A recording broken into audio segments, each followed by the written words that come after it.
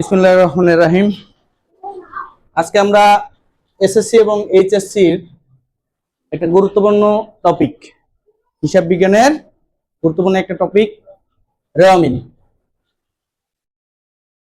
রেওয়ামিল SSC তেও আছে, HSC তেও আছে, মানে ইন্টারমিডিয়েটেও আছে, আবার এসএসসি তেও আছে, এসএসসি তেও এটা আছে।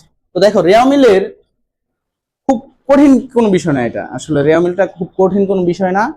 এটা কিছু কিছু জিনিস জানতে হয়।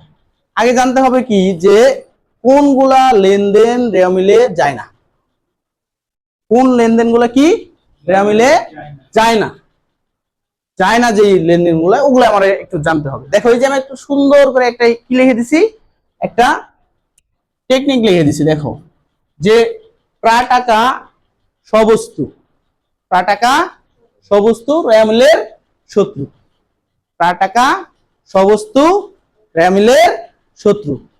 তার মানে কি বুঝছো? প্রায় টাকা মানে প্রারম্ভিক যত টাকা আছে, প্রারম্ভিক টাকা আছে যেগুলা, সেগুলা কি রেওয়ামিলে যায় না, রেওয়ামিলের শত্রু। প্রারম্ভিক টাকা কি রেওয়ামিলের শত্রু, মানে প্রারম্ভিক, এই যে দেখো, প্রারম্ভিক কি নগদ তহবিল রেওয়ামিলে যায় না। তার মানে কি, প্রায় টাকা মানে কি, এই যে প্রারম্ভিক নগদ তহবিল একটা টাকা না, হাতে নগদ, এটাও একটা টাকা। প্রারম্ভিক ব্যাংক জমা, এটা একটা কি টাকা। তাহলে এই প্রায় টাকা মানে কি, প্রারম্ভিক যে টাকাগুলো আছে এগুলো কি রেওয়ামিলে যায় না। কি কি যায় না তাহলে রেওয়ামিলে? প্রারম্ভিক নগদ তহবিল, হাতে নগদ, আর কি প্রারম্ভিক ব্যাংক জমা, এই তিনটা রেওয়ামিলে যায় না। আরো আছে, এখন বলছে কি, সবস্তু রেওয়ামিলে শত্রু। সবস্তু মানে কি? সবস্তু বলতে বোঝাচ্ছে সমাপনী মজুত পণ্য, মানে কি মজুত পণ্য একটা কি বস্তু না। তারপর বলছে সমাপনী মণিহারি, মণিহারিও একটা কি বস্তু। তারপর বলছে অব্যবহৃত মণিহারি, সমাপনী মণিহারির আরেক নাম কি অব্যবহৃত মণিহারি। সমাপনী মজুদ, সমাপনী মণিহারি, আর কি অব্যবহৃত মণিহারি। এই তিনটা জিনিসও কি রেওয়ামিলে যায় না। এরপর বলছে সম্ভাব্য সকল কিছু রেওয়ামিলে যায় না। এখন সম্ভাব্য আয় হতে পারে, সম্ভাব্য ব্যয় হতে পারে, সম্ভাব্য সম্পদ হতে পারে, সম্ভাব্য দায় হতে পারে, সম্ভাব্য কোনো কিছু কি রেওয়ামিলে যাবে না। তাহলে বিষয়টা বুঝতে পারছো, যে রেওয়ামিলে কোনগুলা যায় না। তাহলে এই যে এই টেকনিক মনে রাখলে আমার কি মনে পড়ে যাবে না, যে আসলে কোনগুলা রেওয়ামিলে যায় না। তখন আর আমার মুখস্থ আনতে হবে না, যে এই প্রারম্ভিক নগদ তহবিল এরকম করে কোনো মুখস্থ আনতে হবে না। কি মনে রাখবা? প্রায় টাকা সবস্তু রেওয়ামিলের শত্রু। প্রায় টাকা মানে কি, প্রারম্ভিক টাকাগুলো কি, প্রায় টাকা মানে কি প্রারম্ভিক নগদ তহবিল, প্রারম্ভিক হাতে নগদ, প্রারম্ভিক ব্যাংক জমা, এগুলো কি রেওয়ামিলে যায় না। এরপরে কি বলছে, সবস্তু মানে কি সমাপনী মজুদ, তারপরে কি সমাপনী মণিহারি, অব্যবহৃত মণিহারি। বুঝতে পারছো? মানে সমাপনী মণিহারির আরেক নাম কি অব্যবহৃত মণিহারি, এটাই। এরপরে কি বলছে, এই যে স দিয়ে আরেকটা জিনিস আছে কি, সম্ভাব্য কোনো কিছু কি রেওয়ামিলে যায় না। টেকনিকটা কি ভালো না খারাপ? এর আগে দেখছেন আপনারা? দেখেন নাই? আমি খালি আপনাদের কি সুন্দর করে লিখে দিচ্ছি, তাই না? আজকে যে বলে দিলাম, আপনাদের তো ছোটখাটো টেকনিক বলে দিলে আপনারা মনে রাখতে পারেন না, এই জন্য আমি বলি না। এই যে সুন্দর করে বলে দিলাম, তাহলে কি প্রায় টাকা সবস্তু রেওয়ামিলের শত্রু। তার মানে কি, প্রায় টাকা মানে কি প্রারম্ভিক নগদ তহবিল, প্রারম্ভিক হাতে নগদ, প্রারম্ভিক ব্যাংক জমা। সবস্তু মানে কি সমাপনী মজুদ, সমাপনী মণিহারি, আর সম্ভাব্য দায়, এগুলো কি রেওয়ামিলে যায় না। শত্রু মানে কি রেওয়ামিলে যাবে না। কথা বুঝছো? এরপরে রেওয়ামিলের ক নাম্বারে সবচেয়ে বেশি প্রশ্নটা থাকে, এই যে এটা আর এটা, যে রেওয়ামিলে কোন লেনদেনগুলা অন্তর্ভুক্ত হয় না, তার পরিমাণ নির্ণয় করো। রেওয়ামিলে কোন লেনদেনগুলা অন্তর্ভুক্ত হয় না, তার পরিমাণ নির্ণয় করো। তার মানে কি, এই যে কয়েকটা আছে, এই 4-5টা আছে, যে কয়টা, এই কয়টা রেওয়ামিলে যায় না। আরেকটা ক নম্বরে আসে, আরেকটা প্রশ্ন খুব বেশি আসে, সেটা হলো সমন্বিত ক্রয়। সমন্বিত ক্রয়, এখন যদি বলে যে সমন্বিত ক্রয়ের পরিমাণ নির্ণয় করো, সমন্বিত ক্রয়ের পরিমাণ নির্ণয় করো, তাহলে কি করতে হবে? আমার সমন্বিত ক্রয়ের একটা সূত্র আছে, তাই না? সুন্দর করে একটা সূত্র আছে। সমন্বিত ক্রয়ের সূত্র কি? প্রারম্ভিক মজুত পণ্য প্লাস নিট ক্রয়। নিট ক্রয় বলতে কি বোঝানো হয়েছে? নিট ক্রয় বলতে ক্রয়ের সাথে অলিখিত ক্রয় থাকলে কি হবে? যোগ।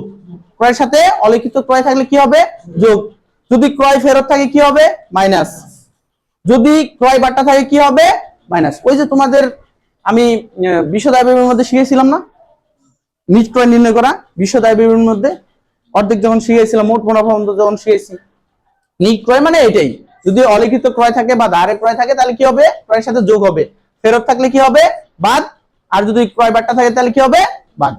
এত কিছু থাকবে না, রেয়ামিলের মধ্যে এত কিছু থাকে না। মানে কি, এটা সূত্রটা এটা, প্রারম্ভিক মজুত পণ্য, তারপরে কি যেটা ক্রয় থাকবে সেটা কি করবা? যোগ করবা। এরপরে লাস্টে যায় বাদ দিবা কি? সমাপনী মজুত পণ্য। কথা বুঝছো? এখন আরেকটা জিনিস আছে রেয়ামিলের জন্য খুবই গুরুত্বপূর্ণ। এই জিনিসটার জন্য মানে একটা ছোট একটা জিনিসের জন্য তুমি রেয়ামিল পুরাটাই ভুল করতে পারো। ছোট একটা জিনিস যখন চলে আসবে রেয়ামিল, তখন কি তুমি পুরাটাই ভুল করতে পারো। সেটা হলো এই যে সমন্বিত ক্রয়। সমন্বিত ক্রয়, সমন্বিত ক্রয় যখন রেয়ামিলের মধ্যে চলে আসবে, সমন্বিত ক্রয় যখন আমরা রেয়ামিলের মধ্যে লিখে ফেলবো, সমন্বিত ক্রয় রেয়ামিলের মধ্যে যখন লিখে ফেলবো, তখন প্রারম্ভিক মজুত পণ্য রেয়ামিলে তো আমাদের যায়, তাই না? যায় কিনা? যখন সমন্বিত ক্রয় আমরা রেয়ামিলে লিখে ফেলছি, তখন প্রারম্ভিক মজুত পণ্য আমাদের রেয়ামিলে কি যাবে না? যাবে না? যাবে না। কথা বুঝছো? প্রারম্ভিক মজুত পণ্য আমাদের রেয়ামিলে যায়। আমরা জানি যে প্রারম্ভিক মজুত পণ্য কি রেয়ামিলে যায়, কিন্তু কখন যায় না? যদি সমন্বিত ক্রয় রেয়ামিলে চলে আসে, মানে লিখে ফেলি কিংবা উদ্দীপকে চলে আসে সমন্বিত ক্রয়, তাহলে কি রেয়ামিলে প্রারম্ভিক মজুত পণ্য যাবে? যাবে না। কিন্তু তার বদলে কোনটা যাবে? সমাপনী মজুত পণ্য। এতে গুড, মনে রাখছো, ভালো। তাহলে সমাপনী মজুত পণ্য কি তখন রেয়ামিলে যাবে। আগে সমাপনী মজুত পণ্য যাইতো না। কার কারণে আসলো? সমন্বিত ক্রয়ের কারণে। সমন্বিত ক্রয় যখন রেয়ামিলে অন্তর্ভুক্ত হবে, প্রারম্ভিক মজুত পণ্য কি হবে? বাদ যাবে। আর সমাপনী মজুত পণ্য রেয়ামিলে তখন কি হবে? যুক্ত হবে। বুঝতে পারছো কিনা কথাটা? রেয়ামিলের বেসিক কিন্তু এতটুকু, মানে এই যে তোমার 2 মার্ক পাওয়ার জন্য এতটুকু বেসিক কিন্তু অনেকটাই গুরুত্বপূর্ণ। মানে তোমার ক নাম্বার করার জন্য এটা। আর বেসিক গুলো কি? আরো বেসিক গুলো আছে যে রেয়ামিলের ডেবিট দিকে কোনগুলা যায়, কোন লেনদেনগুলো যায়, ক্রেডিট দিকে কোন লেনদেনগুলা যায়। এই লেনদেনগুলো আমি কি পরবর্তীতে কি করব? আলোচনা করব। পরবর্তী ক্লাসে কি করব? আলোচনা করব যে রেয়ামিলের ডেবিট দিকে কোনগুলো যায় আর রেয়ামিলের ক্রেডিট দিকে কোনগুলো যায়। এগুলো সুন্দর করে পরবর্তী ক্লাসে কি করব? আলোচনা করব। আজকের জন্য এখানেই থাকলো। আল্লাহ হাফেজ।